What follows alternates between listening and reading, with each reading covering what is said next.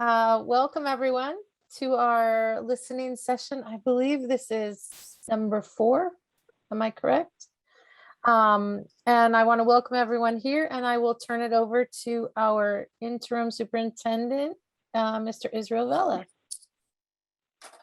Thank you, Vice President Bettinger. Appreciate everyone being here tonight. And this is our kickoff. And really great to see everybody's faces, and appreciate everyone looks healthy, happy, and we're on our way to a great start of a school year. So that said, I'm gonna kick it over to Melissa to kind of get started with our team today. Yes, thank you, Interim Superintendent Bella, Vice President Bettinger, members of the board, partners, happy to be here with you this evening. We are excited to have our first partnership listening session of the 21-22 school year, and I'm going to turn it over to Ms. Sharice Rose.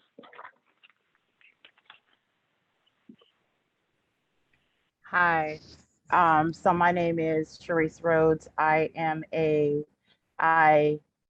coordinator for South King County Discipline Coalition, but most and foremost, I am a parent of a Kent student. So Kent temporarily is my district, is my home, has been my district for years, which actually is why I've kind of got started in the work. So first I want to talk to you about the Discipline Coalition. So we are comprised of community members of color who I like to say really do have stake in the game, right, for all kids to thrive, because of the fact that what people don't know, what drove me to the work was actually for the love of my son, because of the fact that certain things weren't the greatest for him. And what we try to do is we try to build up community, whether that's parents, teachers, youth, in order to, one, try to combat the school to prison pipeline. 2 is also for a better understanding. So as the great Angela Davis says, as you know, walls that are turned sideways become bridges, right? Us at South King County Discipline Coalition, we look at ourselves as that bridge, hopefully to make a better situation for, you know, all community to come together. So we've had quite a few of these meetings throughout the school district or throughout the school year, because of the fact that what one thing that parents said loud and clear, and also youth, that they were afraid of it going back to normal, because of the fact that they knew that for some of these kids, normals didn't work for them.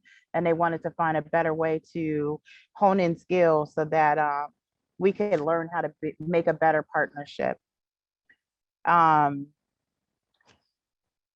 like, and we've had like a lot of different subjects or whatever that have come up while we've been trying to build this relationship. But one that has been a big concern has been safety, and what that looks like for those SROs to be brought back into school, or even what the new school year is going to look like, because a lot of kids are afraid that, you know, and also parents, that, you know, discipline is real, and what is that going to look like, you know, when we start coming back into the classroom, into the brick and mortar. But we couldn't do this work by ourselves because of the fact that we're a coalition. In order to get work done, right, we need all of us, all of the stakeholders, all of the people that have love for a kid or whatever, in order to be involved with these conversations.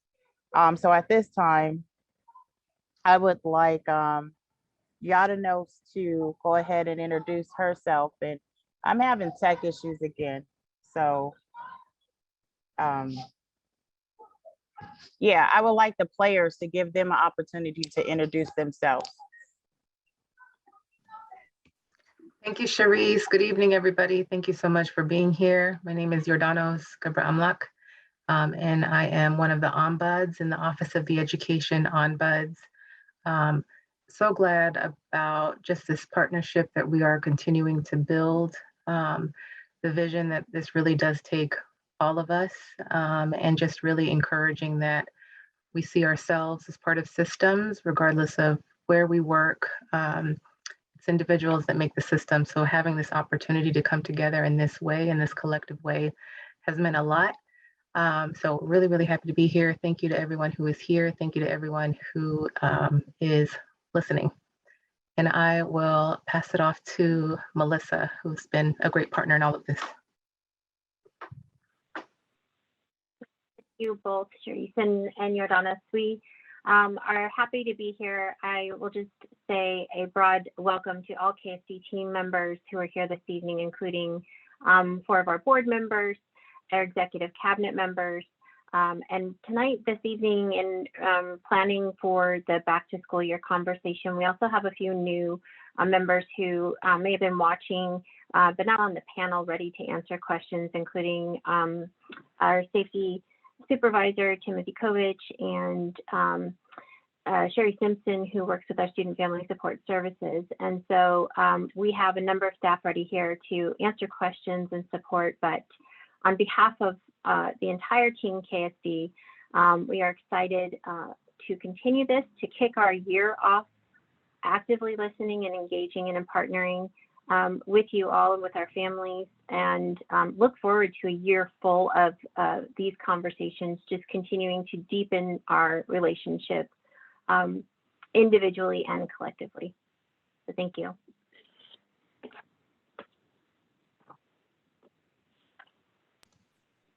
And we also have Portia. I believe I saw you, Portia. If you are on, if you would like to introduce yourself. Hi, I'm off camera today. I am not feeling 100%, so please excuse me. I am Portia Phelps. I go by she, her pronouns. I am with Team Child.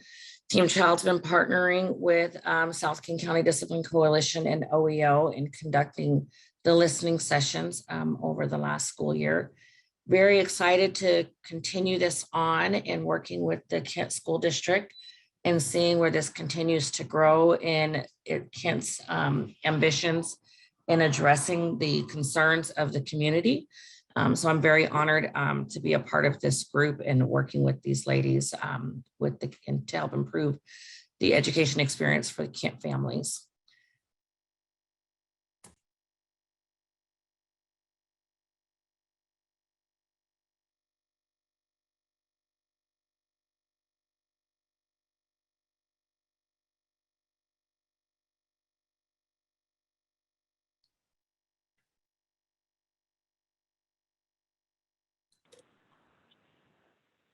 I don't see that Sharice has made it back on, but at this time we invite any community members in attendance this evening who want to introduce themselves and say hello.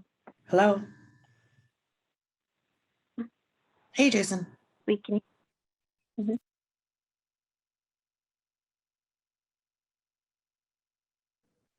So yeah, I'm back. So I have one community member that's with me who would like to introduce themselves. Go ahead and say your name. Stop. It unplugged.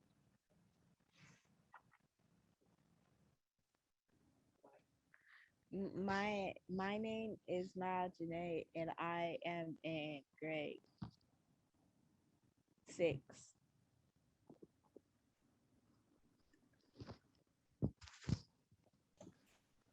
Welcome. Thank you so much for being with us today.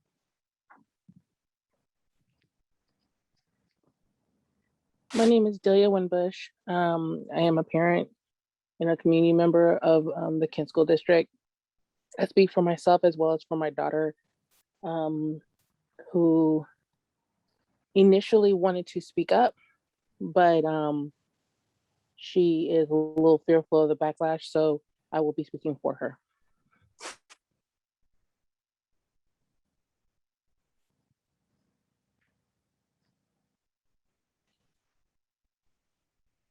Welcome, Delia. Thank you so much for being here tonight.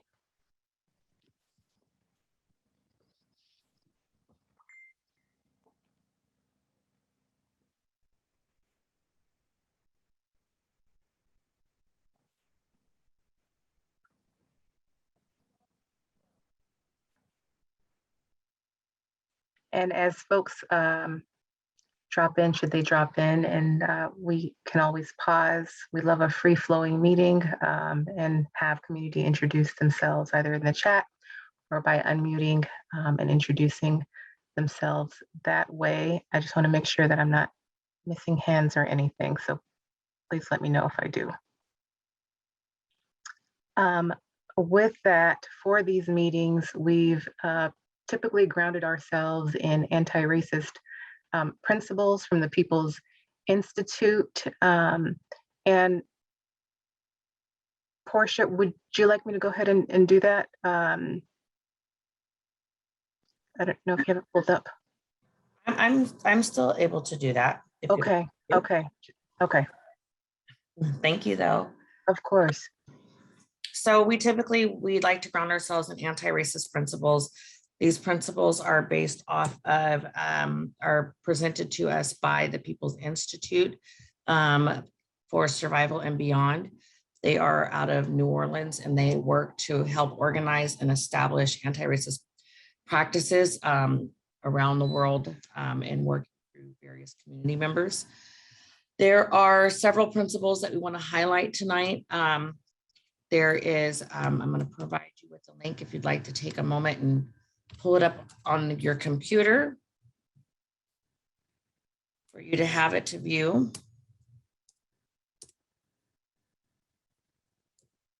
The first one is analyzing power. As a society, we often believe that individuals and their communities are solely responsible for their conditions. Through the analysis of institutional power, we can identify and unpack systems external to the community that create the internal realities many people experience. When analyzing power, what that looks like is realizing who holds the power in the decision-making and how that power then impacts other people. And is there a way in which we as community members and the coalition can transition and move that power to the community from its traditional forms? So when we're looking at various things, we're continuously looking at it through the filter of analyzing the power dynamic and the power structure that's at play. Developing leadership, anti-racist leadership needs to be developed intentionally and systematically within local communities and organizations. When we look at developing leadership, it's not just your traditional form of what leadership looks like, where you have the hierarchy. We look at leadership as in what are people doing to lead the way and make changes, and using their strengths to make those changes and empowering them to do so. Gatekeeping. As a person who works in institutions often function as gatekeepers to ensure the institution perpetuates itself. Gatekeeper becomes an agent of institutional transformation by operating with anti-racist values and networking with those who share those values and maintain accountability in the community. All of us in one form or another hold a space of gatekeeping, whether it be gatekeeping of the knowledge that we have, information, and how we choose to share that information, who we allow access to certain things, whether it be access to the classroom, who we allow access to the boardrooms, who we allow access to meeting spaces, as well as, like I said, with the information and how that information is shared. One of the goals is to be mindful of how things are kept out of the community, which then causes the power dynamic to be taken away from the community. So our goal is to be sure to allow the community to be all inclusive and be aware of everything that's taking place and giving them as much information as they can possibly withstand by their own choosing so that they can continue to grow in their power. And so one of the things that we look at, again, with the gatekeeping is how are we providing information to the community that's going to empower the community. Identifying and analyzing the manifestation of racism. Acts of racism are supported by institutions and are nurtured by social practices that reinforce and perpetuate racism. So these are things like the microaggressions, the things that we see that we don't necessarily call it out as racism and things that are happening, but looking at how that's unfolding to continue to keep people silent, to continue to keep the system at play so that no one challenges the system. Learning from history, which as educators, we all know that the popular saying is that we have to know our history in order to change history. History is a tool of effective organizing. Understanding the lessons of history allows us to create more humane future. So knowing what's been done in the past, the harms that has been created from those past doings, and what can we do to change that so that we're no longer continuing to perpetuate that harm. Maintaining accountability, organizing with integrity requires that we be accountable to the communities we struggle, to the communities struggling with racist oppression. So maintaining accountability goes not just from an individual's accountability. So me being accountable to Sharice when I say that I'm going to do something, that I do it, but it also extends to being accountable to my community and showing up in spaces that's going to respect my community and respect what my community has to offer and bring to those spaces, and respecting their time through that accountability, and being aware of what they contribute. And when harm is created and harm is done, acknowledging that the harm has been done and looking at ways in which we as community members and organizers can improve to no longer continue with that harm and make changes so that way we can reduce the impact and the harm that's created on the community. So we're always looking at how are we being accountable to our community to create the least amount of harm. Networking, we recognize that the growth of a movement for social transformation requires networking, building the net that works. Networking means building principal relationships based on human value. So seeing the humanity in everything that we do and building on that and building together as a community.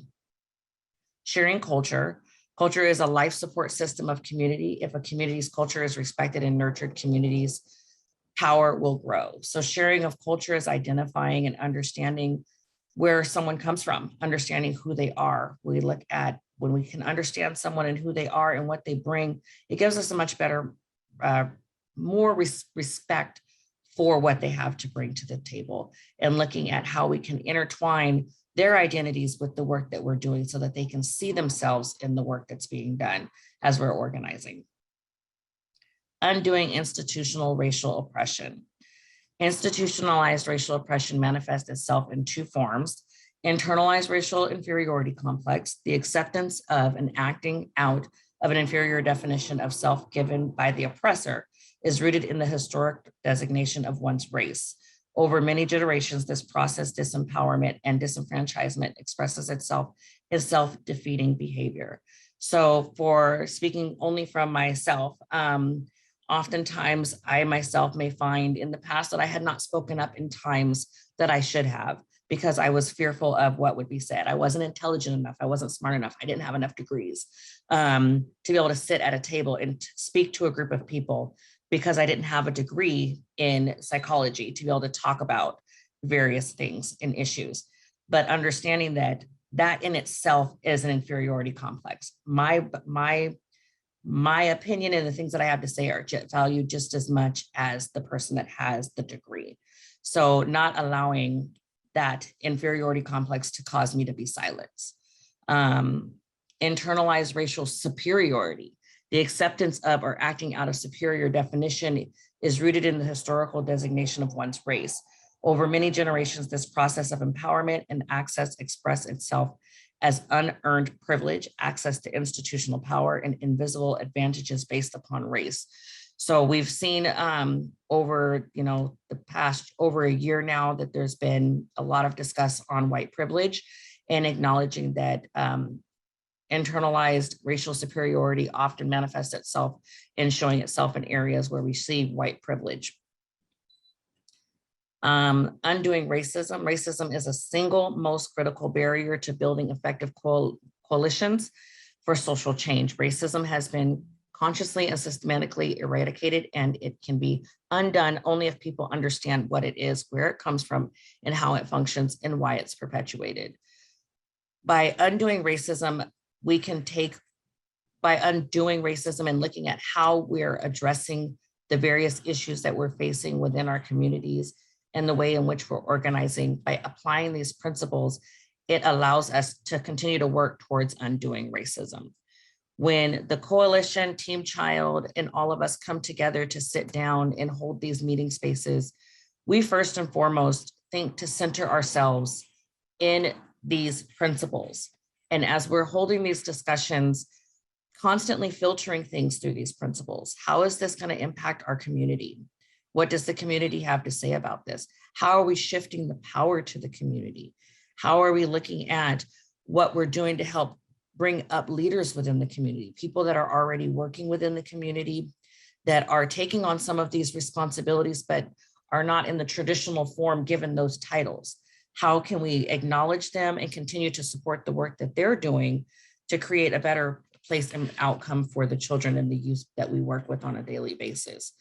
So when we come into these meeting spaces with the listening sessions, we ask that you yourself try to do your best to filter what you're hearing and what you're going to say in your input and output to be filtered through these principles. It is something that is a practice. It is not something that is perfected. Even myself as a Black woman, there are times that I find myself saying something or doing something that goes against these principles and having to be held accountable to that by other organizers and my community members. So just understanding that there is no perfect way to get it done. We're all in this working together. The objective, the main objective is that we're all putting our best foot to make those changes and to acknowledge where things lie and where our power lies and how we're utilizing our power and using it to encourage and make changes within the system and within the education system that's going to create a better outcome for our children. And on that, I'm going to pass it to Sharice.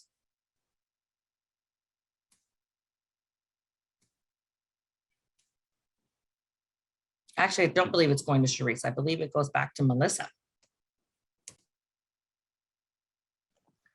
I actually, before you toss it to Melissa, I did want to take a moment and just have a point of clarification, just going off of, some of the stuff that you were just sharing with us. The time to stop and clarify anything is incredibly important. And so I want to pass it off so we can make a point of clarification for, is it Representative Darnielle that's not here with us? President Daniels, yes. President Darnielle, thank you. Please go ahead. Yes, thank you for that opportunity. I just wanted to clarify when we began this meeting, I mentioned President Daniels had declined the invitation, and it's an awful term that's used by the Outlook program. She wouldn't decline this invitation. She has a prior commitment, and I'm sure she shared that with the organizer, but we weren't aware. So I just wanted to clarify, she would not decline this invitation intentionally. She must have had a prior commitment. Thank you. Thank you so much for sharing that. And with that, we do have a couple of things that we wanted to get through today. It's always important for there to be prioritization in what we talk about. So there is some information about going back to school, addressing some of the safety concerns, what that plan looks like that Melissa can share with us. We also, too, want to provide that space for folks to share what needs to happen moving forward to keep all of our students safe. What does that look like? As was mentioned earlier, this is a partnership that's going to continue. When we continue partnerships, that's how we're better able to assess accountability. So hearing from community is incredibly important. And again, we do have information about going back to school that we can share. I just want to take a pause and hear what would be a good move. Should we move into that information about returning to school? Do we want to dive right into the discussion about what needs to happen in the district for students and families to feel that students will be safe going back to school, that there is an authentic opportunity to build partnership and making sure that all of our students are safe and successful. So I'm just going to pause and see which way to swing here. So let's just take a pause. And if there's anyone who wants to either unmute or share in the chat, please feel free to do so.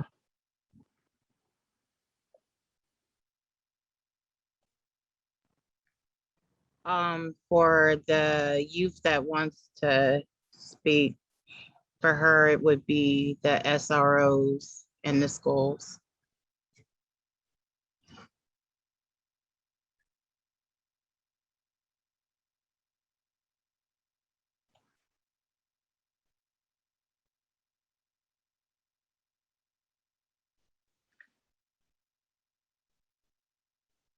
Well, I definitely say, let's go ahead and go there. So I would invite the youth to share with us. As I mentioned, there isn't this or that, right? So as we have discussion and community has a chance to share about what safety looks like, we can of course go back to the information about the going back into school and the any new updates about SROs, that sort of thing. So I'm going to stop talking and invite our youth to share.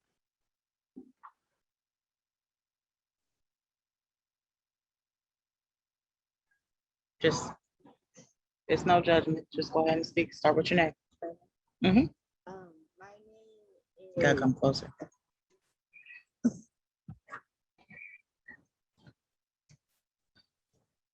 Maya Janae.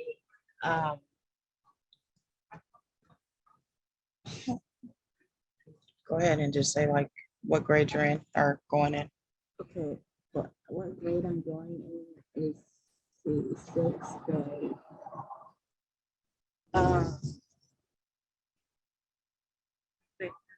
Just go ahead and start.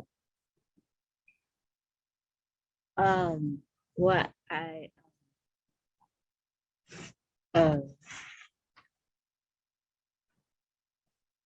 She's a little nervous, so I'll help. Wants to talk about the SROs in school. Yes, I know typically in elementary school, you don't have to deal with the police officers because that's not why they're there. Therefore, to try to build a relationship with community. But with certain kids in community, you're not really building a relationship. You're kind of inciting fear. So I'll say that to say like her interactions with them. This is a officer that is fully, suited up as camp police officer. I'm talking about taser, gun, for people who talk about Black Lives Matter. It's a strong issue for us because of the fact that she also had a cousin who lost his life behind over policing. I think that people don't take that into account. For some, it makes you feel comfortable, but for her, it just incites more fear. And incites more fear with his interactions that he has with these youth, right? Like, something must be wrong. And I'm going to be real. My daughter doesn't smile a lot. That's just not her, right? But she does know how to, if she feels trusted with adults, right? Like how to give that respect. But the way and the mannerisms that when he does try to interact with her, well, no, you want to tell me something has to be wrong because you're not smiling, right? It constantly, I don't know, it makes her anxiety worse. It doesn't make her, it's not a feel good moment, I would say. And then she's also a kid that's quiet. So if a situation does arise, because of the fact that she's quiet and he doesn't have that relationship, it turns into a punitive way where it's only one-sided, right? And I'm just worried about how that one is resonating with her, how two, she's seeing and viewing, right, these interactions. And really, like she says herself, I'll see if she's willing to share. What would you want to see more of? I would want to see more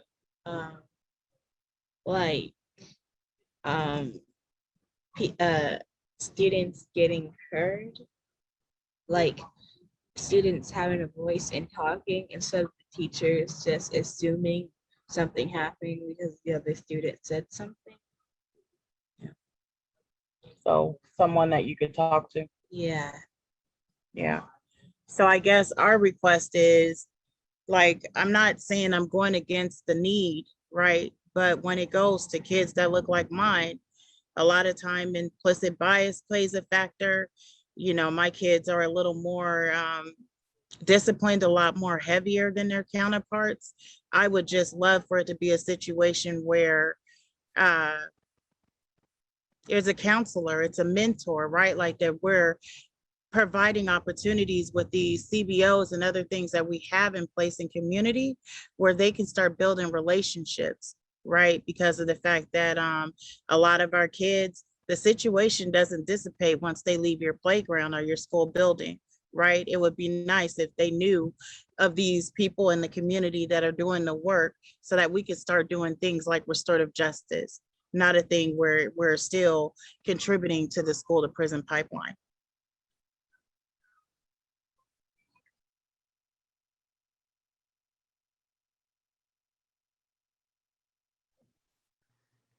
We have a question in the chat, Jordanis. Did you want me to, well, I'll let Delia has her hand up and then we can, is that okay?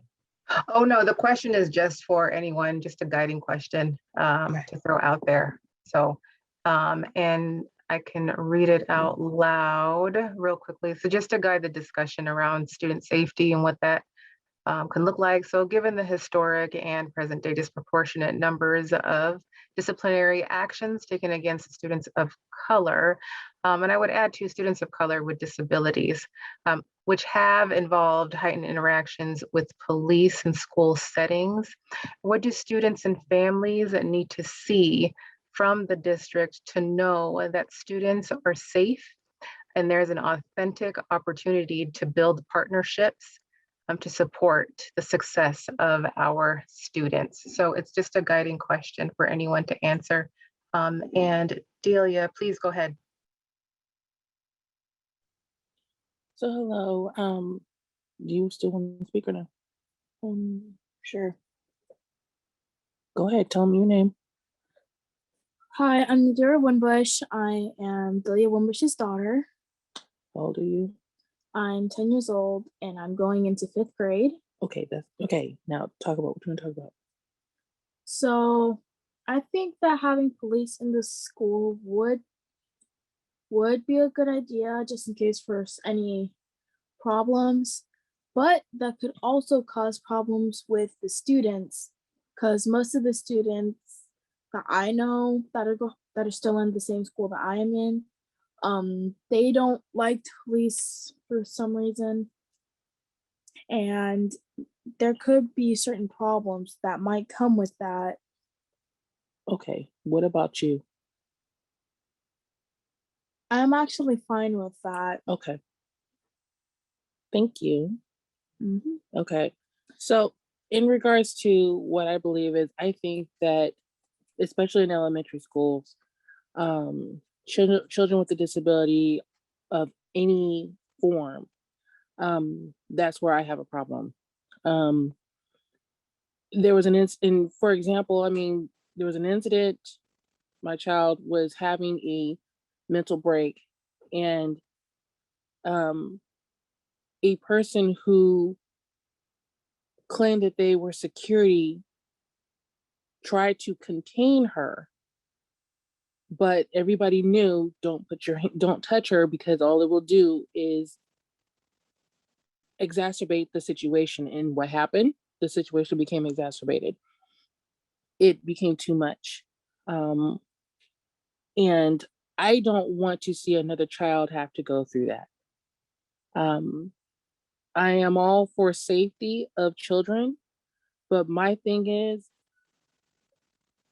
not if you don't know the situation, if you don't have full disclosure, if you don't have the full story of what is going on, you should not automatically put yourself in the situation. And unfortunately that has happened in regards to my child. So for me, I'm not too thrilled about it. I'd rather not, especially in an elementary school where children have heightened emotion, heightened thoughts, and some are very expressive through their feelings or through their speech. And that is one space that, I just don't believe that it's necessary. And if I could follow up, another reason why it's very alarming and concerning for me is a lot of times you don't even have to have them at the elementary school, but if you have, like, let's say with my son, that they're at the middle school down the street, right? And my son had mental health issues and a blow up at school. They utilize that officer. And by the time I got called as a parent, you had my 6-year-old that's in the first grade in handcuffs in the back of a police car. There was no reached out to me. There was no, me trying to help fix the situation. And it all stemmed over my son just wanted to know where, as his words, the real teacher was. Like, even if it would have been a thing where I would have knew, that the teacher got diagnosed with cancer, right? Like that someone else had to step in and step up, in order to support those kids. Like if we would have just had that conversation, he would have knew. The whole thing was with his mental health, he didn't cope well with changes, right? And I'm not saying that changes don't happen, but like communication didn't happen. And then if people would have knew, like, he's not one who likes to be grabbed. He likes to understand what's going on. If they would have just talked to him, he would have walked to the office. But no one did that, right? And I don't know, it was hard for me, like going through Kent School District. By the time my son was 11, it was like every time he would see an officer, he felt like he needed to assume the position. Right? I don't know about you guys, but like the foundation that you set for these kids helps dictate the person you're going to get later on. My son now is an adult, and as an adult, never, ever, ever has dealt with policing. But through you guys' school district, he has. And I guess and that's what started me in the work. I'm just trying to support other parents and other youth that doesn't have to be the go-to.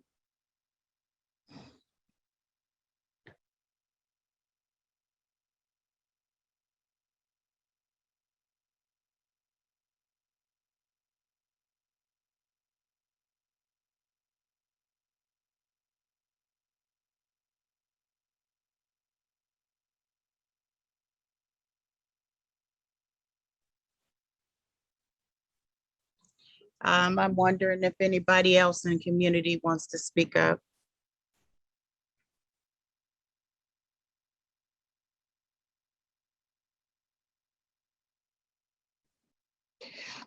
I would like to say something. My name is Angela Matson. I am both a teacher in the district and a parent of a student in the district. I just so happened to read the Kent School District discussion board yesterday on all of this. And I know, as both a teacher and a parent, I am concerned about the lack of counselors in our schools versus having SROs. And I'm just curious, how are the SROs funded? Is that money coming from our district, or is that from the police? Angela, thank you for sharing that question. And perhaps what I'm thinking is, because we want to make sure that we are honoring community and experiences and expertise on kind of what they need to see. And then I also mentioned before that we have like this PowerPoint that we could also go through should kind of community call for that. So before we move into, if we are going to move into some of those answers and some of the information about returning to school and well-being and SROs that are in that PowerPoint, I just want to pause and see if there are any students or families who wanted to address the question that's in the chat box. And if it's helpful for me to read that question again, don't hesitate to let me know. So I just want to hold and pause on that question because it's a really important question to see if there are students and families who wanted to address the question in the chat.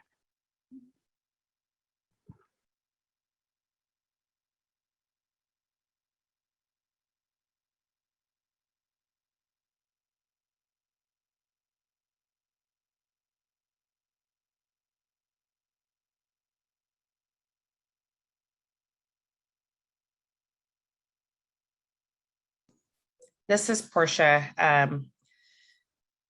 One of the things that I feel when we look at part of the question is like, what do students and families need from the district to feel that students are safe and authentic opportunities to build relationship is, I feel like there needs to be more trust between the families and the district. And by trust, I'm thinking of trusting when the community says that, you know, that they have other alternative ideas in how to address some of the safety issues in schools. We've seen other areas in other communities that have completely removed SROs from their schools and come up with alternative solutions, like having more community members in the schools and present to help resolve conflict, and other strategies to help address conflicts that happen at school, which we see where SROs are oftentimes used for conflict resolution. Or that's the idea, is that it's for conflict resolution. But utilizing other forms to resolve conflicts and trusting that the community has ideas and abilities to do that. So trusting, you know, so I feel like having that trust between community members and the school district to be able to come up with ideas, strategies, and approaches and alternatives to the SROs in schools and begin to build on that. And by building on that trust, it also begins to build on what it is that we can see taking place. So really like being present for something like this and continuing to hear what the community has to say, continuing to actually not just hear it, but then figure out how can we take what the community is asking for and put it into action. So we can begin to see it work itself out in the systems and the ways in which kids appear in the way the SROs appear at school.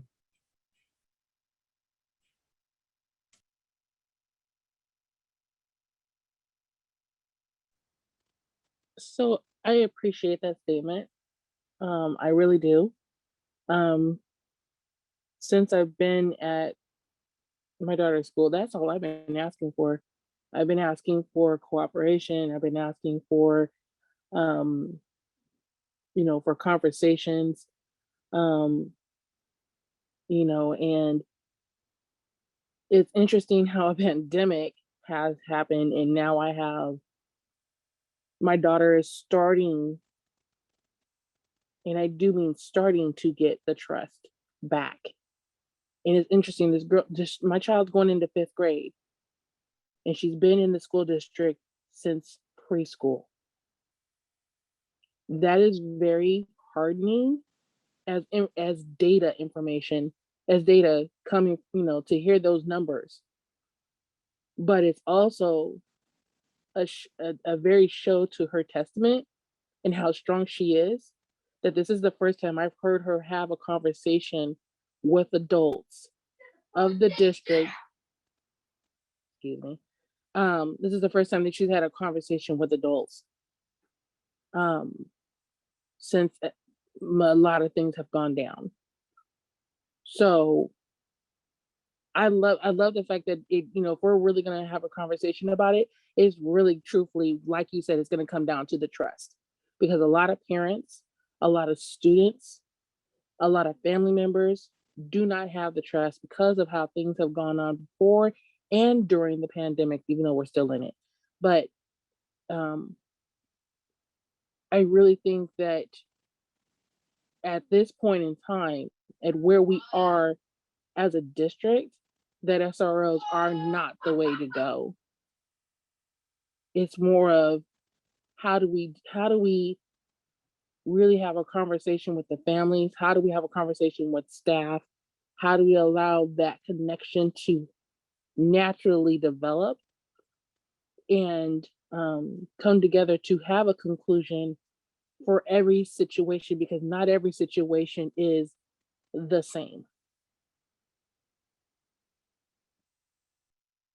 And I think for me, it just goes back to what Angela asked, right? Like, not so much the funding for me or where it's pulled from, but like, if it is coming from our district, how come we couldn't double down and reinvest in more mental health? Like, yes, safety is an issue, but how come we're not also focusing on mental health?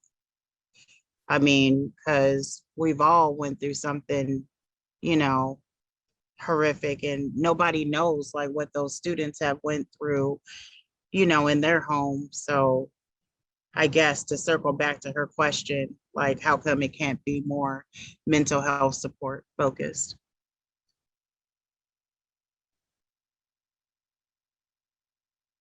Well, with that, would it be good, and I'm gonna ask this of community, parents, students, to go into that information about safety and what return to school will look like? I'm asking community, students, parents, if it would be helpful to get into that information now. Yes. Okay. So Melissa, I'm going to toss it to you to share that information in the PowerPoint with us. I'll do my best to monitor Thank the you. chat hands. Thank you so much.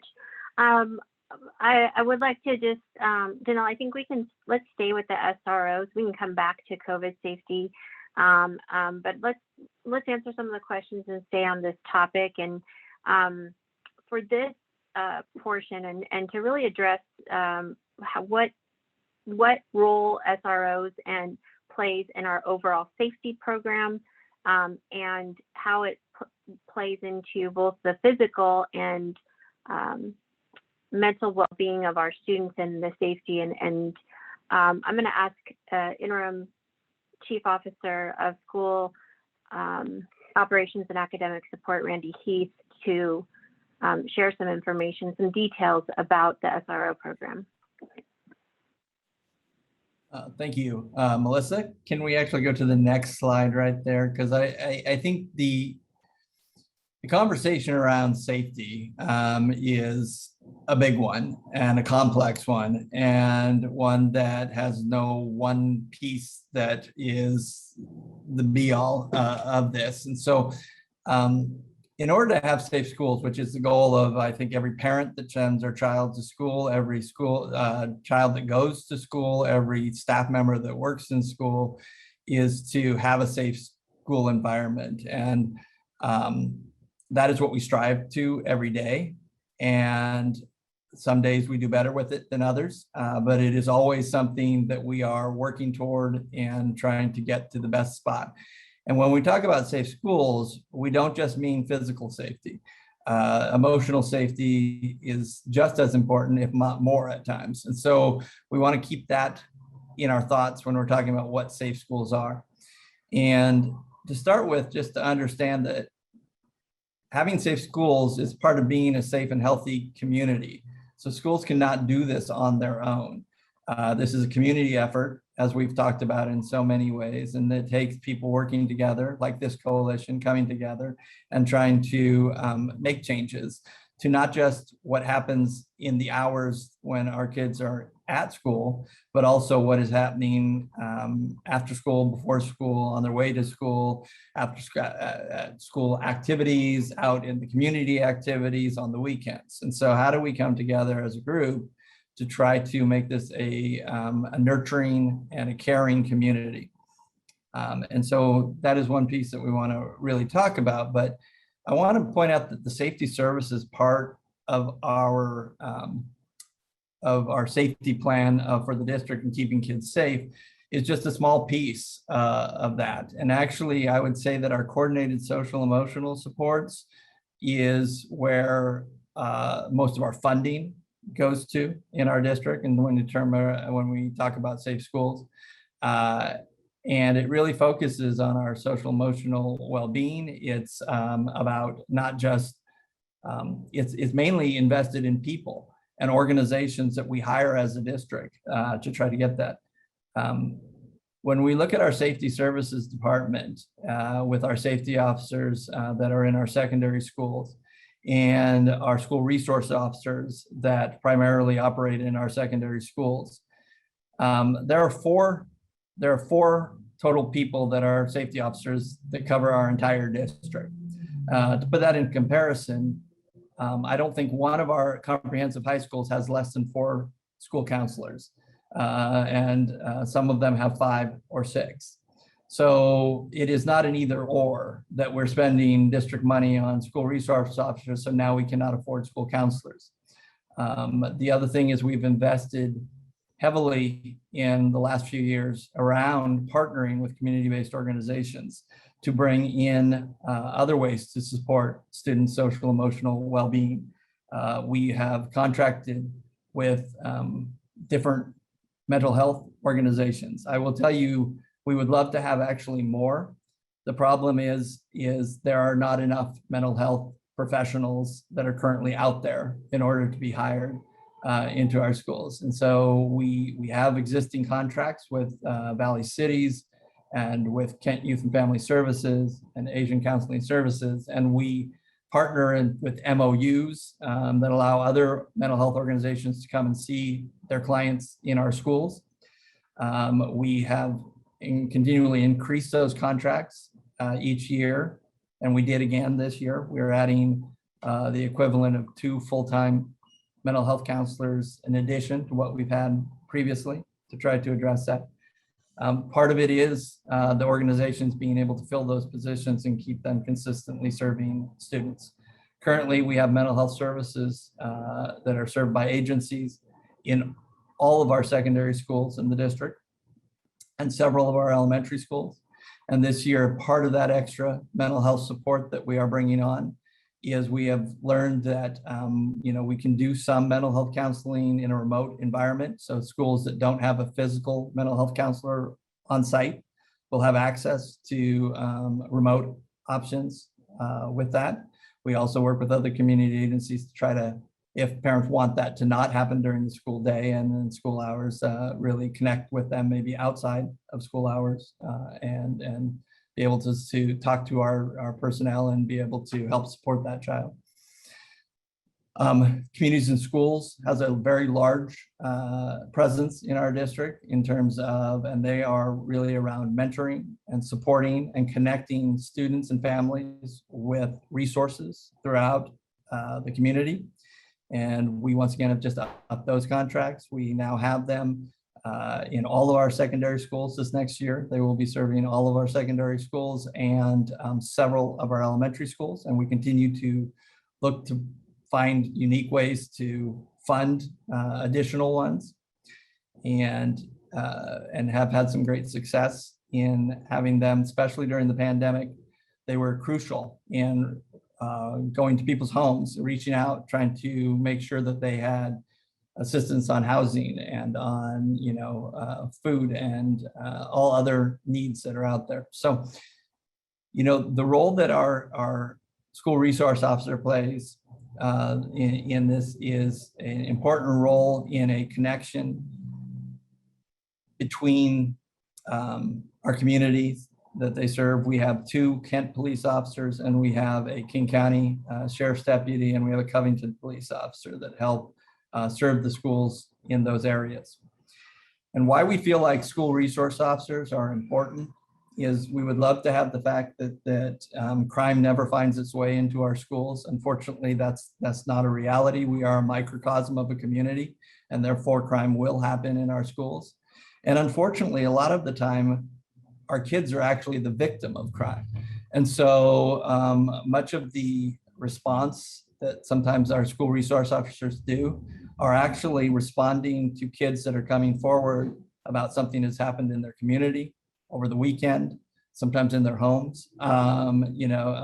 Unfortunately, there's abuse situations that we don't like to think about, but they are real and they happen every day. And when you have school resource officers as a part of the community, what they're able to do is start to build some community, really build relationships. We know that, like in restorative practices, the key to everything is around relationships. If there's no relationship to restore, then it's not going to work. And so our idea is to have these school resource officers around in our communities. Kids see them, they understand them, they're able to interact with them. Some of our SROs coach at our schools. They are out at lunches and before and after school, they have conversations with kids. And so when there is a need for an interaction, either as the child as a victim, or in some cases, if they are, doing some things that maybe are against the law that maybe need to be addressed, these are people that have an existing relationship with the kids. Absent of having school resource officers, what happens is we would call 911 in situations if there was something that needed a police response. And what you get is an officer that responds, whoever is available at that time. They may not know the children. They may, not have any kind of training in working with youth at all. And so they may be coming and may approach something in a adult-centered approach. By having school resource officers, especially with the new legislation that just came into being in the state of Washington, are really around the type of training that these officers need to receive in order to serve in these capacities.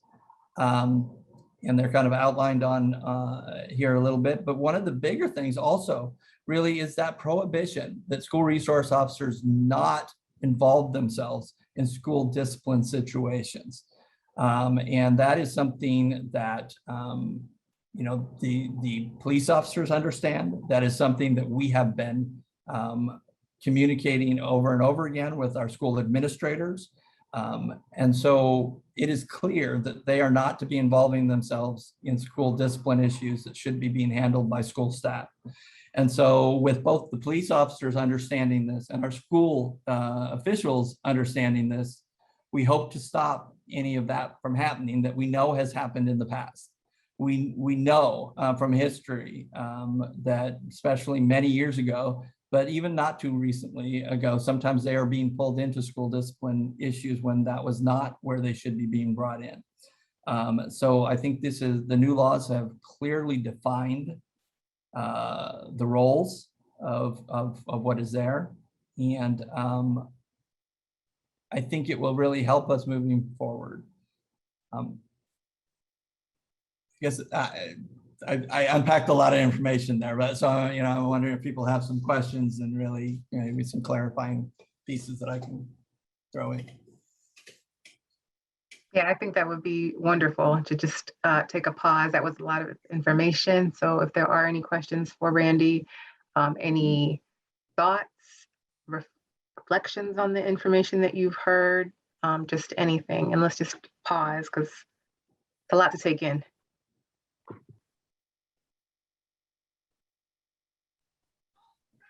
One of the questions that I have is, Randy, you had mentioned that, excuse me, hold on.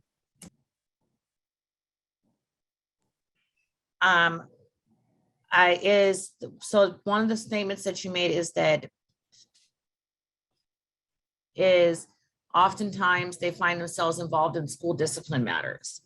Have you discussed or have you looked at what policies and things will be put in place to help thwart that and create more of a hurdle to prevent SROs from becoming and continuing on that path? So because there is now legislative work and says you're no longer to be involved in school discipline, what is the district going to do to support that and to ensure that that will be the case?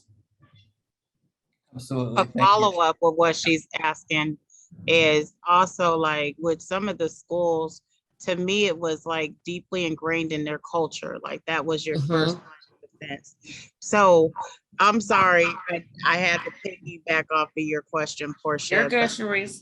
but like, and then I also noticed that like, there's a policy change and district understands it, but somehow it doesn't drop down into the school building. So like, I guess for me, I like her question, but I'm also thinking on that accountability piece, right? What do we have in order to make sure that it's not continuing to happen? Absolutely, and it's a fair question and one that we have been, definitely having conversations within. We all know that simply changing a policy or a law does not change practice in itself. People, each person acts on their own, and so there's all sorts of opportunities for things to go awry. So I will say that we've kind of been in this movement for several years of at least the last 3 or so years of really defining.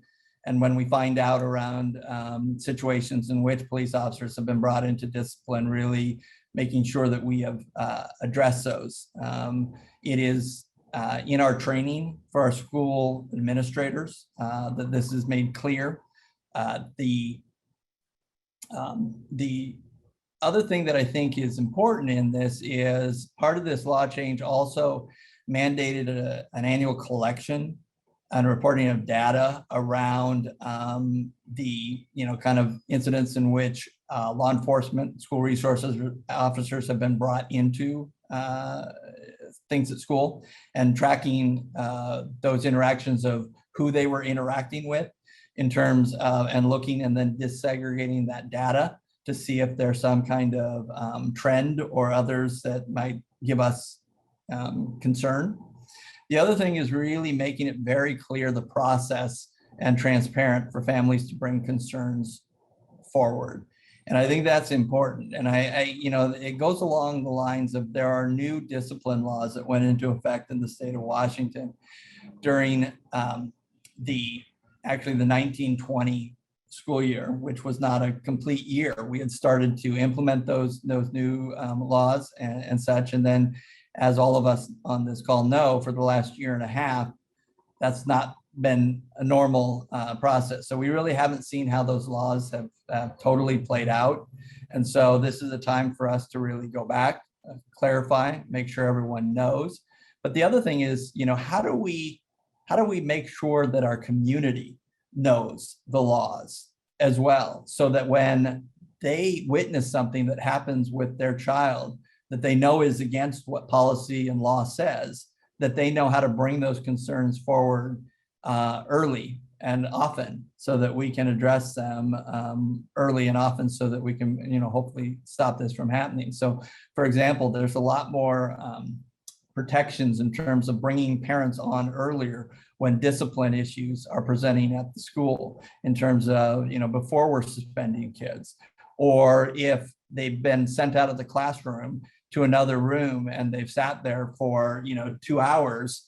There didn't used to, if there was no suspension that was given, there was no requirement to notify parents, and no requirement to document that they've spent time out of class in that way. And so, I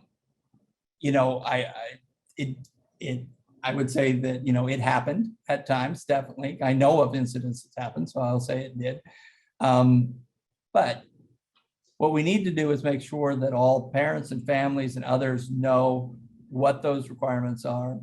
And so when they are seeing that it's not happening with their own child, or you're in the community and someone is telling you a story about something that happened to their child, you go, this is what should have happened. And so this is what you need to do to bring this forward, so that we can address this, because that's not what the law or the policy says.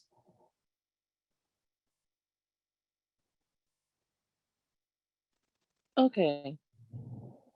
So I've got a couple of questions, and I apologize in advance for my frustration. My one question is, how are you going to break down how are you going to break down this kind of information down? And I'm not trying to be, how are you going to break it down to people, break it all the way down so that everybody understands, number one. Number two, with that being said, even if people are able to get all this information, even if the parents and CBOs and people who are dealing with the children in the school district are able to get this information, it's a little hardening as a parent. You're telling me that you've changed X, Y, and Z, but for me, I'm gonna be very 100 with you. I don't trust not a doggone thing that you just said. And this is nothing about, I'm glad that you guys are trying to implement this. This is wonderful. But guess what? School starts next week. Mm. So for me, it's more of why hasn't something been said a little bit earlier, so that then I can make a trusted judgment call on how I feel in regards to the safety of my child, even with the possibility of those things being implemented and with the new laws or the new rules being implemented. I don't know any of that. I'm not, it's kind of interesting to me. It's very frustrating. I know that there's been a lot of things that have been kind of thrown into the pot in regards to, are we going back to school? We're not going back to school. We're still doing hybrid, yada, yada, yada, that up and down, back and forth. I get all of that. I understand all of that. But now that we are coming back, and now that there's possibility of having SROs, and it's possibility, and now that things have changed in regards to the laws, I still have a distrust. And I'm just one. There's probably thousands of parents who still have a distrust. So it's like, how are you going to gain them, or how are you going to get them to say, okay, I get it, I now understand it, and it makes sense to the person who's not reading a dissertation, or somebody who's not reading a legal document, somebody who's just reading a letter, and it makes sense because of the fact that the words have been broken all the way down, so they understand it and it can melt into whatever's going on in their family. I know that was a lot, sorry. No, it was a lot. And then my follow-up on you though is also, how do you give it in a way where it's not like all those papers that we're getting at the beginning of the school year. And if you got multiple kids, the likelihood is you're probably not reading all that information. So like, have you even thought about having a trusted messengers in order to give this information, and even set up another event like this where we're reaching out to the masses, but we're all doing that reach, right? To make sure that people hear this information, and maybe if people couldn't go to the meeting, they're hearing it secondhand to from someone else. So I'm wondering, like, how do we build that trust, that having that dialogue, that conversation, and in a way where it's not just a paper that you're handing us, that we're just stuck in the book bag and we don't read, we don't look at. Absolutely. I mean, and I fully understand that, trust is easy to lose and hard to gain back. And no one single action or one meeting or one kind of conversation is going to bring back the trust of families who have lost that trust with our district and the system. It's a gradual process, I think, of working together in groups like this to get to a different spot. So what really excites me about working with this group, we've already committed multiple sessions throughout this year, is I would love to partner as a district with this group to try to understand, how can we get this message out? How can we help everyone advocate for their neighbors and their family and their friends, and really, spread this message in multiple different ways, in multiple different languages, through different community events, and going to places where people are already gathering in order to share this information. The more we get this information out, the more people that will know about it, and the more people that will be able to help families understand that they have a recourse if things are not going the way that they're supposed to be going. So I think we need the community's help. We can't do this alone. Well, And I just wanted to, oh, did I cut somebody off? yeah, go ahead, Delia, or go ahead, Jordanis, go ahead.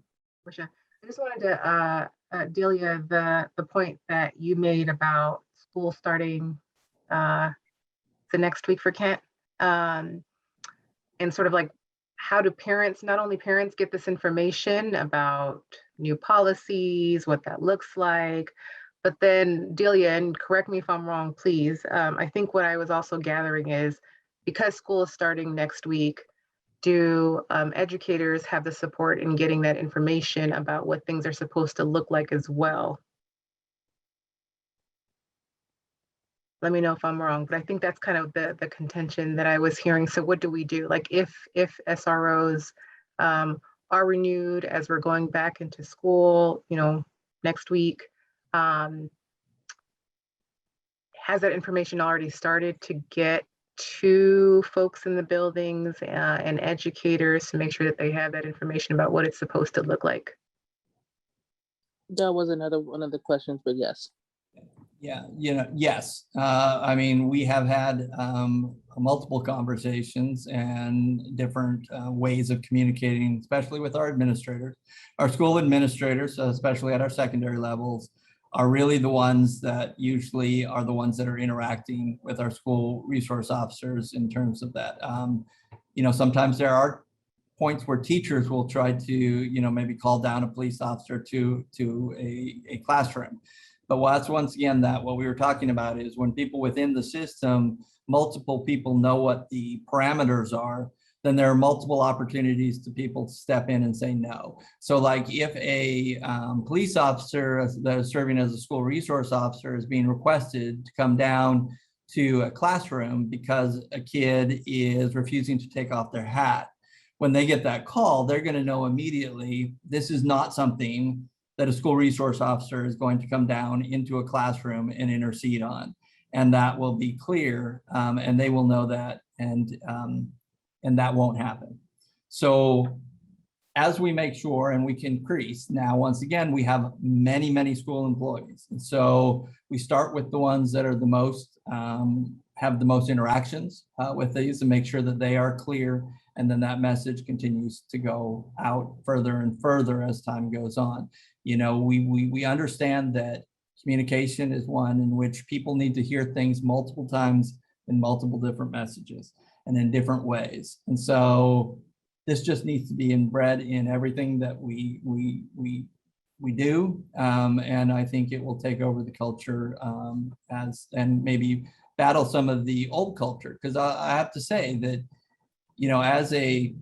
when I was first trained as a school administrator over, almost now 20 years ago, how they taught us to approach discipline is very different from the way that we approach it today. And it's a positive, the way that we've changed, because the reality is the way that we were being taught in terms to suspend kids. Well, it was like suspend kids 1 day, suspend kids 3 days, suspend kids 10 days, kick them out.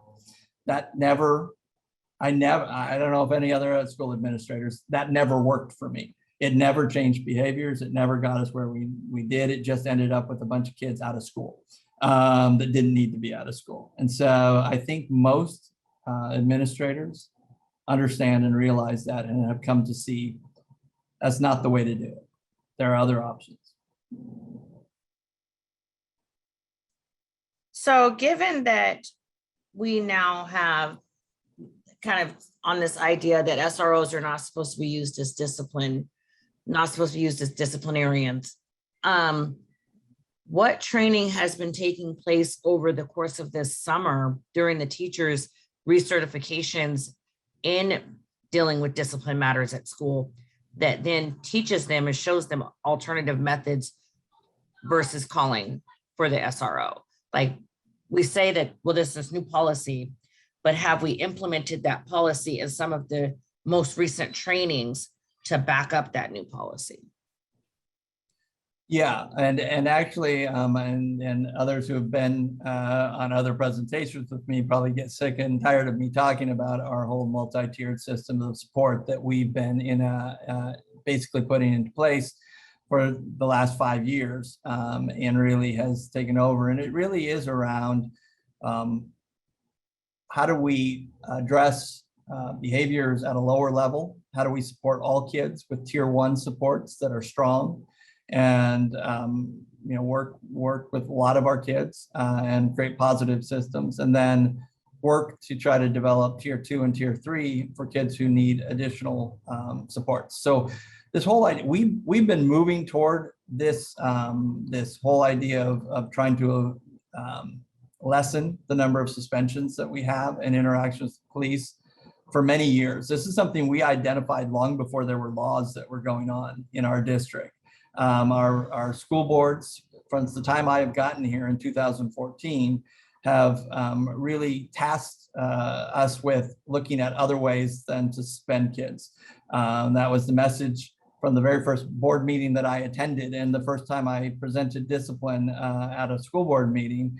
And there's at least one school board member who is on the call today that really has held accountable and held and said, we want to see the data, not only with our discipline, but also with our safety service interactions, and tasked us with finding different ways in which to address these behaviors. The police, the safety services, whole department really was kind of a whole new direction before I even got here, in terms of moving toward a mentorship, toward trying to build relationships with kids. The focus on the types of officers we hire is really about people who want to work with kids, and are not about people who really just want to hold places of authority over kids. We have large numbers of people who apply for our safety services positions, and so we are able to hire people that meet our values. 3 years ago, our safety services department was wrapped into our student and family support services department, because we wanted that to have a student focus and a family focus. And so Tim Kovich, who is our safety services assistant director, meets regularly with our team, where we're talking about social emotional supports, mental health, all the community-based organizations. He is a part of all of that, and he builds that into his training with his officers as well. So this is not something that has to be totally overhauled. This is where we've been working for years, and it seems like the state and others have come aboard and also headed in that same direction.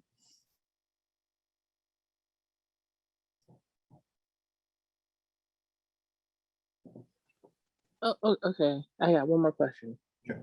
The one thing I have not heard, and I need to have a clarification or more information. What about those children who have disabilities who end up having, as I call it, an episode? They end up acting extremely all the way out, and it becomes violent.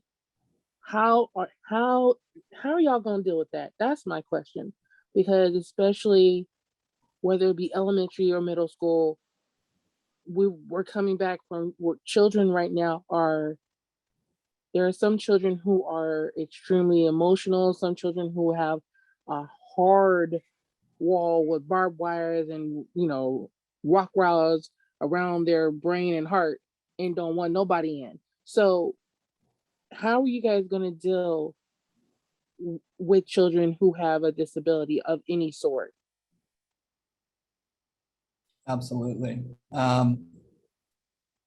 So our department works very closely with our inclusive education department as well. And both of our communities, our student and family support services and our inclusive ed, we've been actually working on this for several years in terms of really how do we help support students who have special needs that, you know, maybe and so they've really beefed up in inclusive ed, their personnel that are able to go out and support schools when the first signs of things that are going on. And so every student is unique. Every situation is unique. There's not one thing that is going to work with every kid.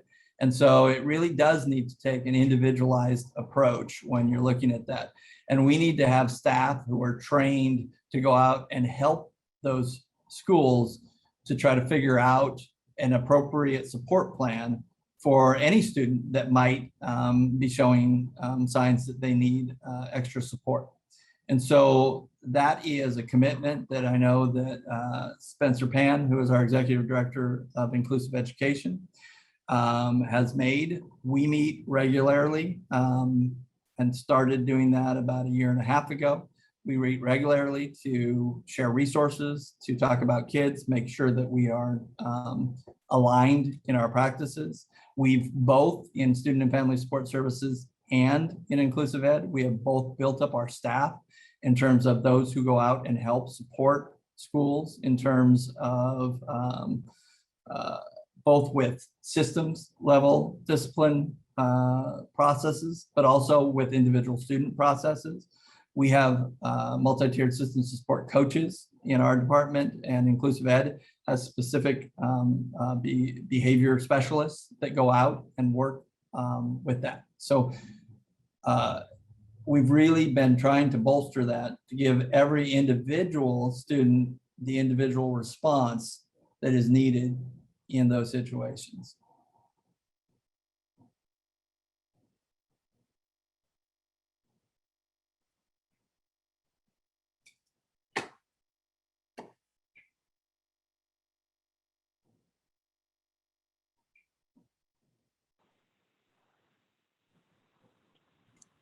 Well, I wonder, oh, sorry. Oh, I just say this one little piece, Randy. I would love to see you back on these calls moving forward as we continue to follow up with the accountability piece. Absolutely. Many families have discussed and shared their concerns, including myself, in regards to what does this actually look like in practice? Yep. And so would love to see you back on these calls to see how that works out so that the families can then come back and bring back to you their experiences and what's happening as the school year progresses. So I really encourage you to continue to be a part of these conversations moving forward. Absolutely. I view this as probably one of the most important appointments that come up on my calendar. So you will definitely see me again. Thanks, Randy. I think it would be good to share some of the social emotional learning supports that are in place for the 21-22 school year for all students. And before we do that, I know there was still the funding questions. I don't know if you or Tim want to address where we're at with the SRO contracts for 21-22 school year. Tim, do you want to take that, or do you? Sure. Thank you, Randy. Funding, the question was asked, where did some of the funding come from? And there is some cost sharing that goes along with our city partners.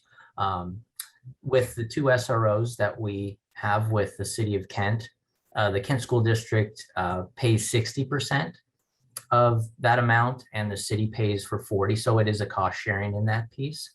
And the city of Covington also does the same percentages for that SRO. And the unincorporated King County officer that works out of Kent Lake, we do pay 100% of that contract. And because we're working with different agencies in city, there's a different amount that they're able to do that. And we're always negotiating that piece each year to review that service that we are getting. So that's the funding aspect there. What was the other question? I'm sorry.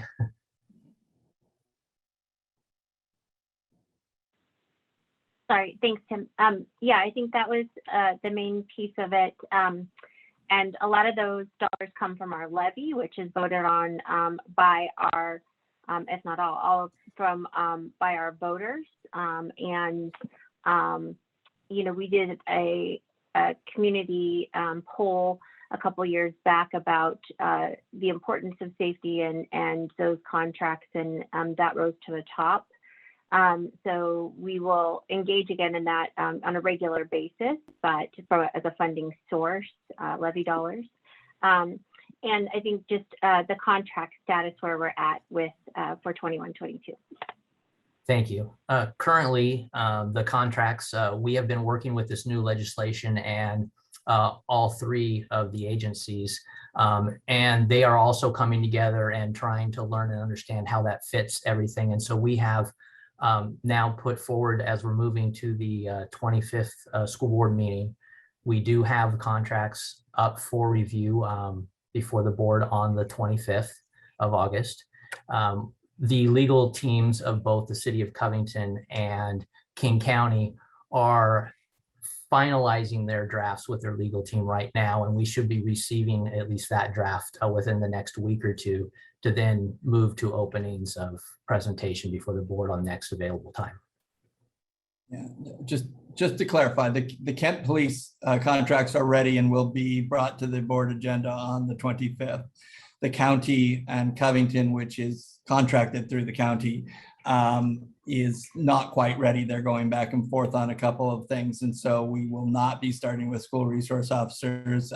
We won't be starting with school resource officers at all if the board doesn't take action to approve the contracts. But as far as the King County and Covington, those will be on hold until at least the next board meeting after the 25th, because both sides want to make sure that the language is clear and everyone understands. I think the other thing that points out is the new legislation really talks about, we used to be able to do multi-year contracts with these law enforcement agencies, and you can still do them, but they need to, action needs to be taken every year.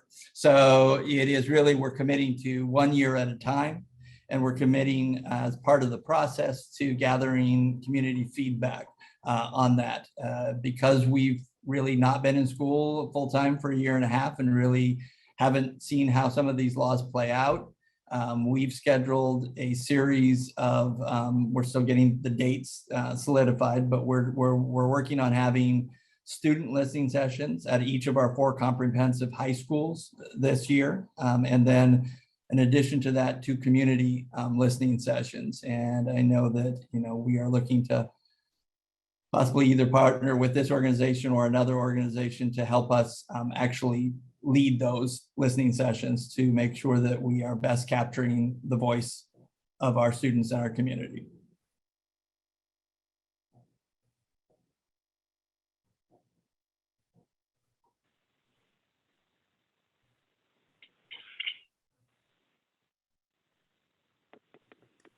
Thank you both. I want to give appropriate wait time before we go into social emotional learning, but I think that's also related to Delia's last question about what are we doing to support students as they transition, half of them essentially from learning at home for the last 1.5 years back into the school setting. And I invite Sherry Simpson to share some of that work that has been in the process and will be continued from last year, as well as what's been planned for 21-22. Hi, good evening. I'm Sherry Simpson. I'm the Assistant Director of Student and Family Support Services, and my team has done a lot of work with social emotional learning in this past year. Out of this pandemic, we got an increased focus on social emotional learning in our district, which was great. We were able to do a full day of training for all of the district at the start of last school year, and we took what we utilized at the beginning of last year and surveyed our teachers and our students and came up with even more resources for this next year. Melissa, can you go to the next slide? So at the elementary level, elementary schools have morning meetings. And in these meetings, a lot of times it's more of a welcoming, getting to know each other, but it also hones in on some of the social emotional skills that they learn through the second step curriculum. Every year, right around October is when we try to go through the bullying unit. And that's just part of what they're doing for social emotional learning. One of the other elements that our schools started this past year and they're wanting to continue doing is something called a Tell Me Tuesday. And Tell Me Tuesday is really just a survey that they send, and the counselor is looking at it, and it asks things like, how are you today? And they choose a different emoji to match their feelings. And then it always has something for, is there anything else that you need to talk about? And so it's just a way for kids to reach out for extra support, but also if we see patterns with students. So if we see a student has been sad for 3 weeks in a row, we're like, okay, the counselor should really check in with this student. We want them to know it's normal to feel sad. That's a very normal feeling, but if we're constantly seeing this come up on a survey, then we want to make sure we're checking and making sure the student's okay. At the middle school level, we also have the second step curriculum. But one of the other things that we've started for this next school year is just these 5-minute lessons that teachers can use within their curriculum called the Cell Idea Bank. And Melissa put it right there on that next slide. So basically what this is, it's just for teachers to kind of see how their students are doing over the course of the year and decide, hey, I feel like we need to work towards conflict resolution. So there's a couple slides that will lead teachers into how to initiate that conversation. It's not everything that has to do with all of these topics, but it's like the starting of these conversations. And they're just 5-minute slides that they can incorporate. Some of them have things like breathing techniques, that kind of thing. Can you go back, Melissa? And then the other thing that I wanted to mention from the middle school is we do something called the Check Yourself Screener. It is a behavioral health screening, and we've been doing this for the past this will be our 4th year. And this is through a grant that we got through King County. And the Check Yourself Screening, it is a mental health screener mixed in with things about drugs and alcohol, mixed in with strengths of the student. But really what the screener is, it's a snapshot of how the student is doing on one single day. And it is something that we use to start a conversation with a student about how things are going. We found that a lot of times students taking a screener on the computer, they're more comfortable actually saying how they're doing than when you just ask them in person. And so we've gotten a lot of referrals to our mental health counselors, referrals to communities and schools, referrals to outside agencies just based off of doing this screener. And we're actually hoping to continue doing this screener in our secondary level, in our high school level this year for students that are struggling with attendance. We know attendance is one of those key indicators that a student is struggling. And so between the 2nd and 7th absence for a student that's unexcused, we'll be wanting to give them the Check Yourself Screener as well, so that we can get to the root of why they may not be attending school. Sherry, could we stop real quick? I Yes. just want to check in with community to see if there are any questions, thoughts, reflections, anything like that before we keep going.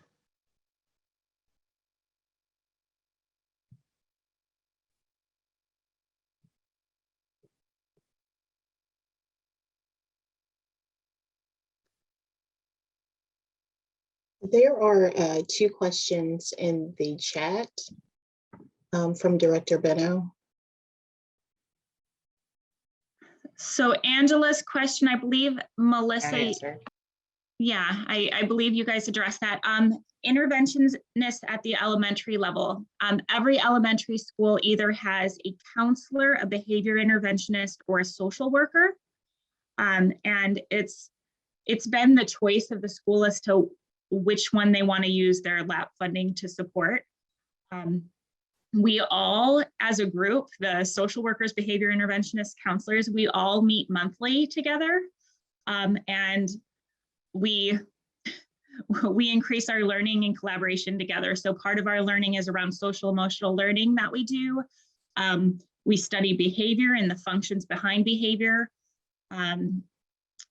Yeah, but we have this learning community between all of the elementary schools with this support. Thank you for that. Any additional questions?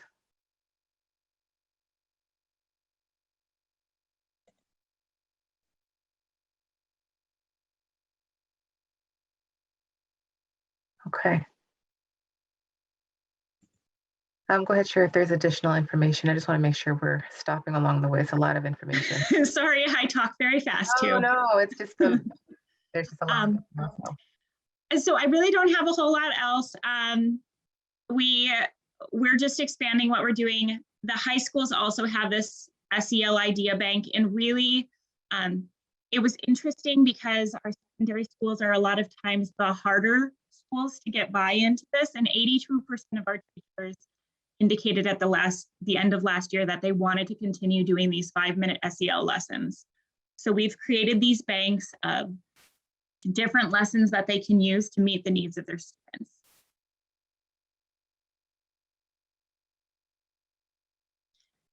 And if there's any questions, I'd be happy to address any of them.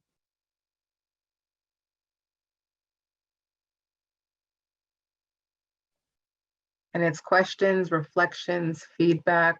We're here for all of it. So curiosity. Why wasn't the SEL bank a thought at the elementary level?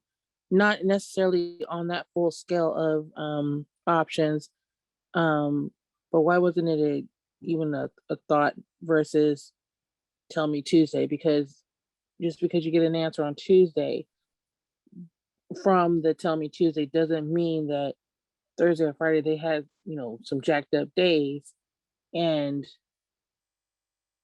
they might want I don't know, I'm just a little confused by that.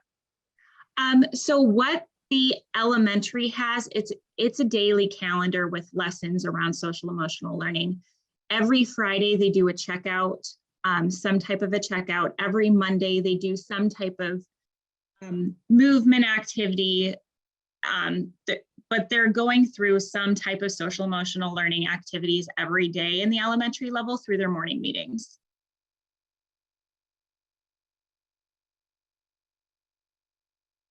Okay. Yeah. So my question would be, because I believe my daughter told me like how you guys was, asking these questions, which I think is great. But I also know with certain students, for it to be really effective, like we copy or we model the same thing also at home.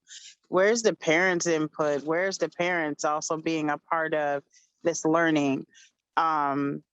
Like where was the parents' input, like even before it, it came into protocol with the district? I guess that's like some of my questioning. That's a great question. So last summer, we had the reopening committee, which involved a lot of parents from the community. And a lot of these ideas came out of those discussions with families, as well as people from our different unions. And so that's kind of where parents fit into the initial discussions throughout the year.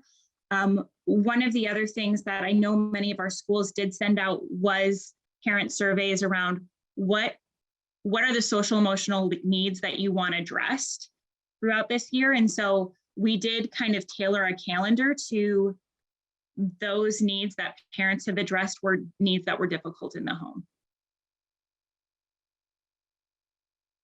So follow up, as that's kind of, for me, problematic because one, certain communities don't fill out the surveys because they don't understand why you're asking these questions. And then two, a lot of times when you guys have things that are for parents to be involved with the district, I noticed that there's gatekeeping, like who gets to know the information, how do you find out to, get involved? And then it's like a lot of times the parents are pulled from the PTA. I have nothing against the PTA. I was a past vice president at my daughter's school. This is the problem I do have, is a lot of times those kids that are mostly impacted, those parents aren't at the table with giving those decisions. So how do you make sure that the table is more diverse, like in which the community in which it serves? You know, that's something that we've struggled with on our committees. And I will say something that you said earlier today or tonight, you called it trusted. I'm trying to think. Messengers. Trusted messengers. That is the one thing that I want to stick with us from tonight. Because I was thinking, how cool would that be to have trusted messengers in the community, to not only be getting that feedback from the community, but also putting out information and making sure people understand it. But that was one of the things that I loved that you mentioned earlier.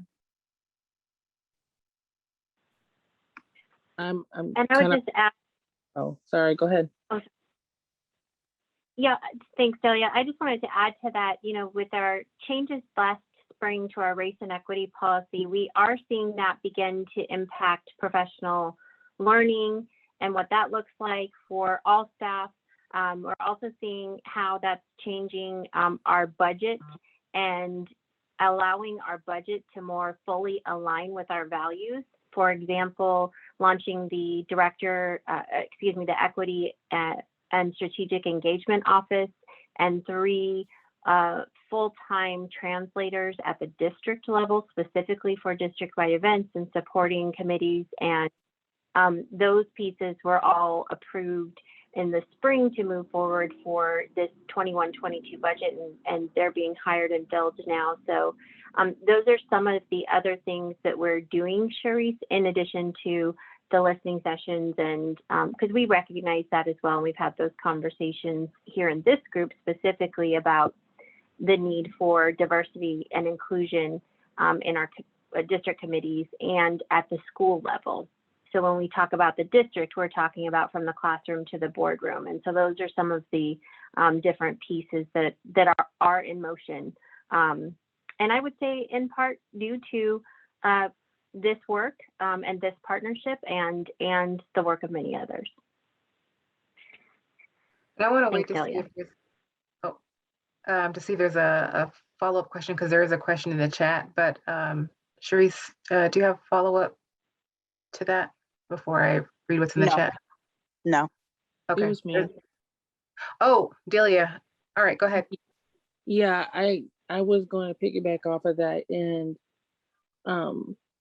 because for me, the SEL, I like the way that the SEL is somewhat formatted, but for me, because of my my culture, the culture of an African American person, especially when it comes to how are you doing, what's your mental health, how are things going, some things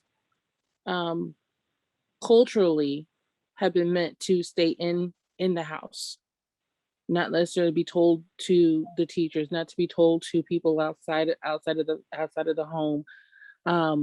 So that's one issue that I'm seeing. I know children can be very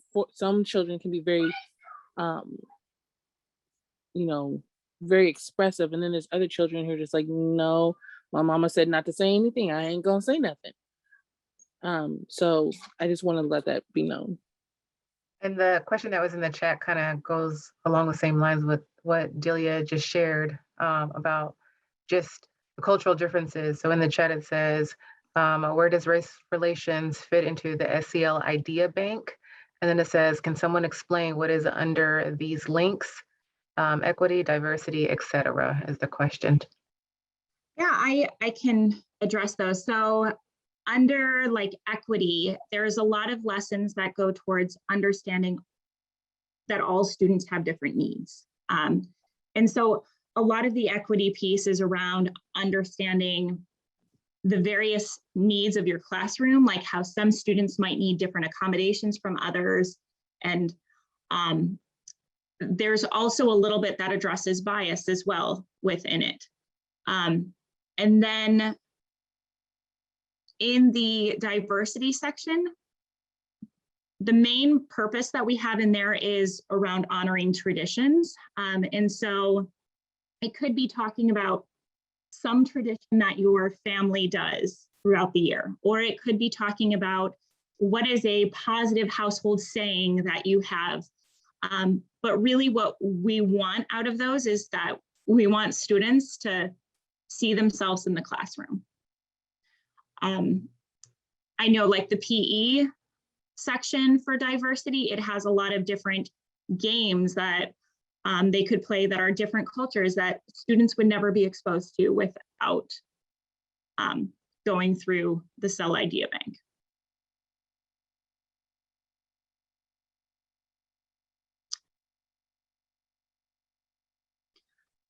The other thing we wanted within there is we didn't want to touch on race in a way in which any student would feel uncomfortable in the conversation. And so we really tried to say, if you're seeing an inequity, we tried to relate it more towards literature or something they've seen on the news or something like that, where they're not necessarily needing to personally disclose anything, because we don't want it to cause students to feel uncomfortable.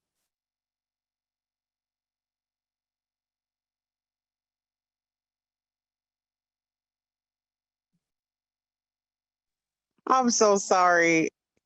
I know you mean well, and I don't want to offend, but the lack of calling certain things out, I understand that you're doing it, trying to call kids in, but it's not working. I say that to say,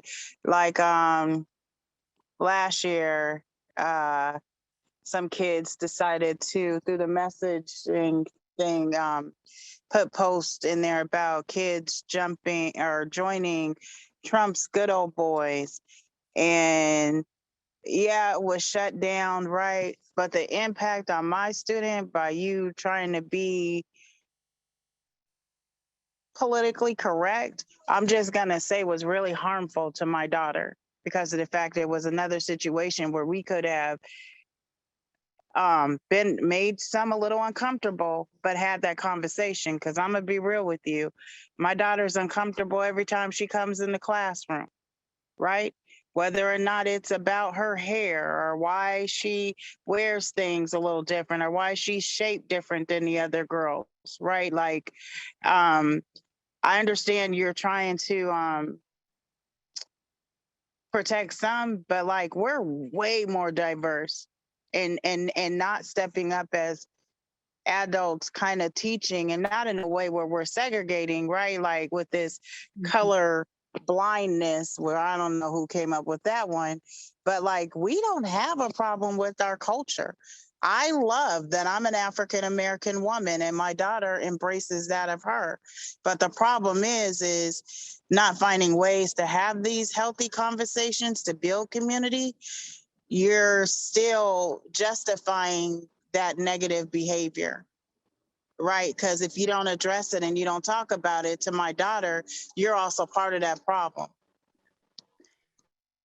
I feel like we're trying to build the building blocks to have those conversations, and I would love more community and ideas informing how that can look and be a safe space for all students. That makes me feel better that you're open to trying to figure it out. Because at first it was just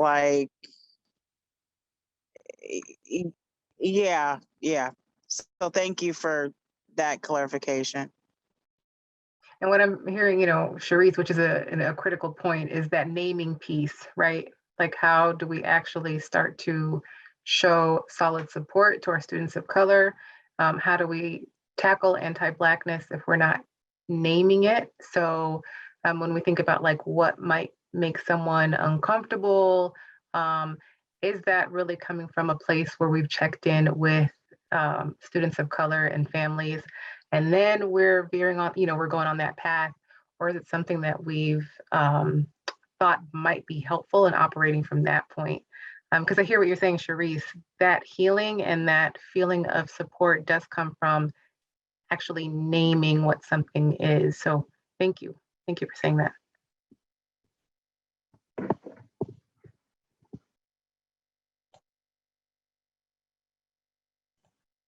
Are there any other thoughts, wonderings, questions?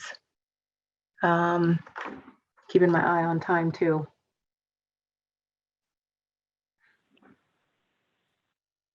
Lasting thoughts, things that folks are thinking about.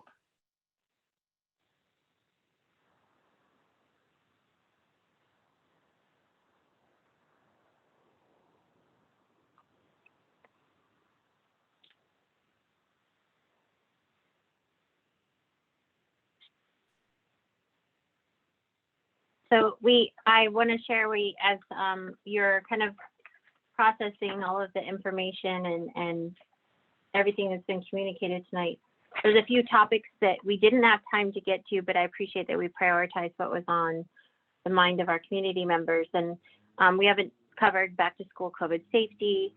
We've been sending a lot of things about that. Bus and walking safety as we get ready to go back to school in person full time for all students. The superintendent search. Last time we were together, we talked about the board elections and the open seats. So an update on that. And then definitely before we leave this evening, we want to talk about our 21-22 listening schedule. So I don't know in the last few minutes if there's anything community wants to hear more about or touch base on. And if it's not on that list, that's okay too.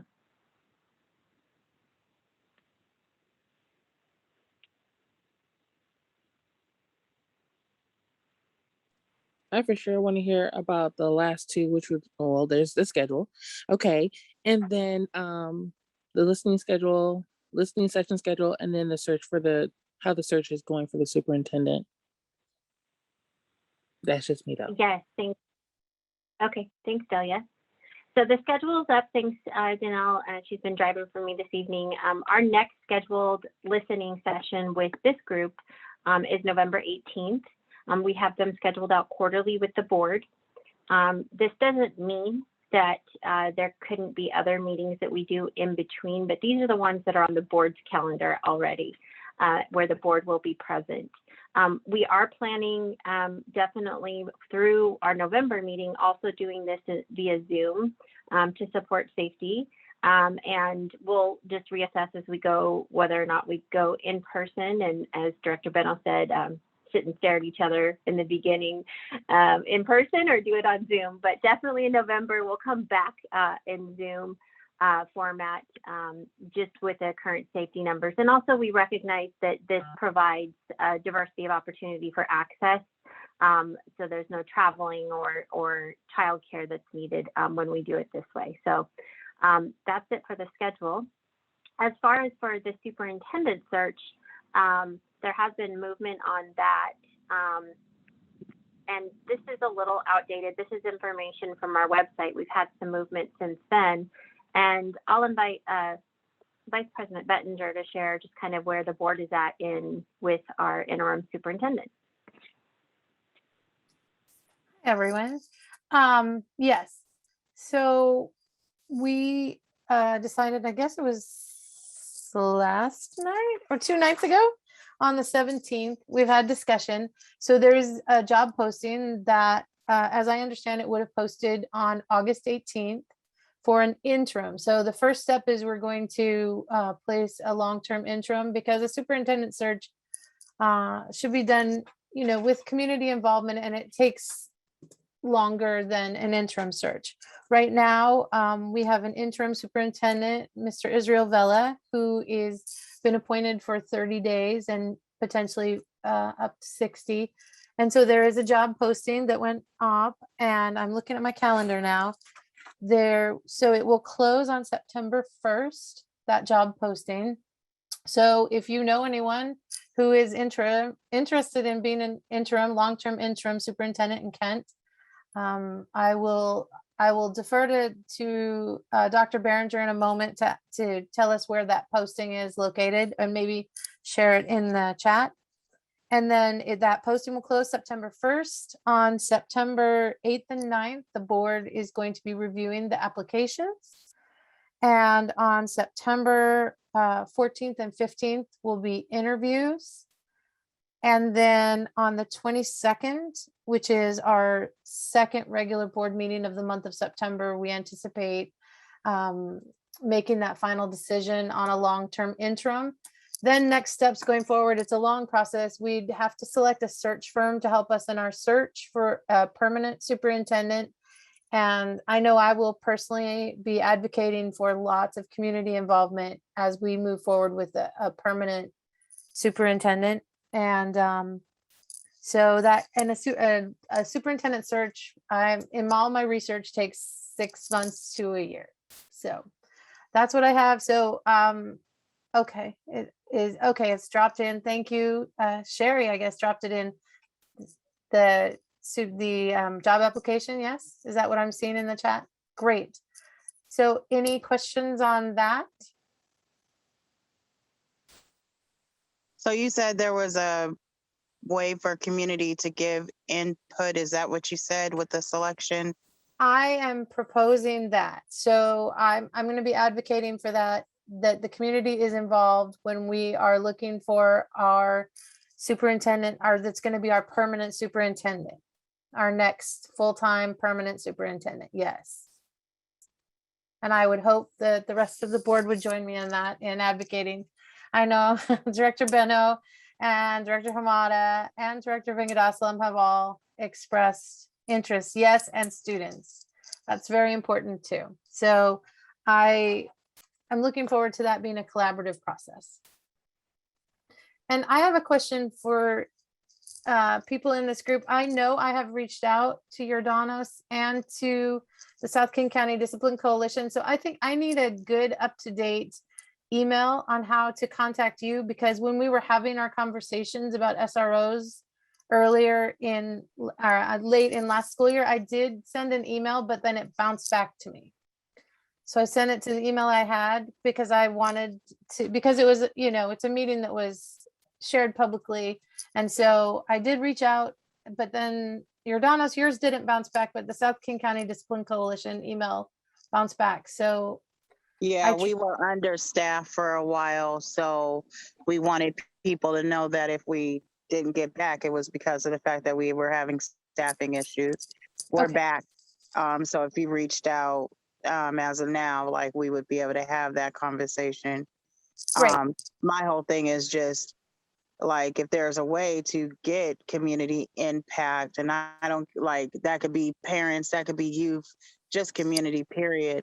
Like, I would love to see how we could do that. Yes, so would I. So would I.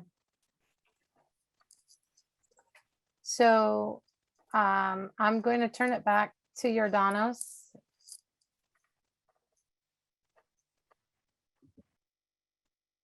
Thank you. I'm actually going to toss it to Sharice to close it out, close us out for the evening. But I do want to just say a quick thank you to everyone here tonight. Thank you for your wisdom. Thank you for continuing to show up. And I look forward to more connection time with you all. And I'm going to pass it on to Sharice. Yeah, thank you, Jordanos. So I don't know, like, I like to end meetings and what, I don't know, I'm a person that's moved by spirit, and I like to speak from my heart. So I want to first say thank you for continuing this journey with us, right? Because of the fact that I have this belief, or this feeling that, those that are the closest to the struggles or the inequities need to have a seat just as close to the solution.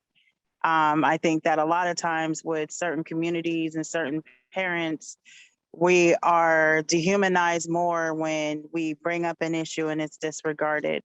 I love that you guys take the time to listen, but I'm hoping that you guys go beyond just listening. And I'm not saying this just for Kent School District staff. I'm also saying it for the parents also within the line. Because one thing I will thank COVID for is I have a better appreciation for you teachers, right? But I'm hoping that it also comes around the other way, where you guys have a better understanding and support for community. So my ask is, while we continue this journey together, that every time you hear these stories, when I don't care if you work with data, I don't care if you work, you know, in nutrition or transportation, that you think about these stories and things that children and parents have shared, because of the fact that it takes a lot for us to stand up and be vulnerable and speak all of our truths, right?